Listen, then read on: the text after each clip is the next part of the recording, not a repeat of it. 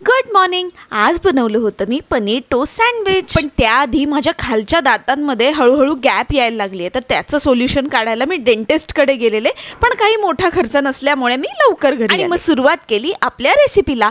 त्यासाठी मी नॉईस नावाच्या नवीन ब्रँडचं पनीर वापरत होते, जे खरंच खूप छान आणि टेस्टी आहे. मग पनीरचे छोटे छोटे तुकडे करून घेतले आणि मग त्यामध्ये ऍड केलं बारीक चिरलेला कांदा आणि बारीक चिरलेली कॅप्सिकम. यावरून आठवलं मी अजूनही व्हेजिटेबल चॉपर ऑर्डरच नाही केलेलं, ते मी लवकरच ऑर्डर करेन. मग पनीर आणि भाज्यांमध्ये ऍड केलं थोडंसं लाल तिखट, मेयोनीज आणि केचप. आणि हो, मीठ पण थोडं बेतानेच ऍड करायचं, कारण वरून आपल्याला अजून मोझरेला चीज ऍड करायचं. मस्तपैकी चीज किसून सगळं एकत्र केलं. आणि हो, या रेसिपीसाठी मी व्हाईट ब्रेड वापरला होता. तुम्ही मल्टीग्रेन किंवा सार्डो ब्रेड पण वापरू शकता. आणि मग 2 स्लाइसच्या मध्ये भरलं आपण तयार केलेलं पनीरचं फिलिंग. आता अशा सँडविच साठी मी ब्रेडच्या कडा काढून टाकते, पण तुम्ही ठेवल्यात तरीही चालेल. आणि सगळ्यात गंमत म्हणजे ब्रेडच्या कडा कापून टाकते, पण शेवटचा राहिलेला ब्रेड असतो तो मात्र मला या सँडविच साठी वापरायला खूप आवडतो. मग बटर मध्ये दोन्ही साइडनी सँडविच खरपूस भाजून घेतले आणि मग झाले आपले पनीर टोस्ट सँडविच तयार. खरंच सांगते, खूप झटपट होणारी आणि स्नॅक साठी तर अगदी बेस्ट रेसिपी आहे.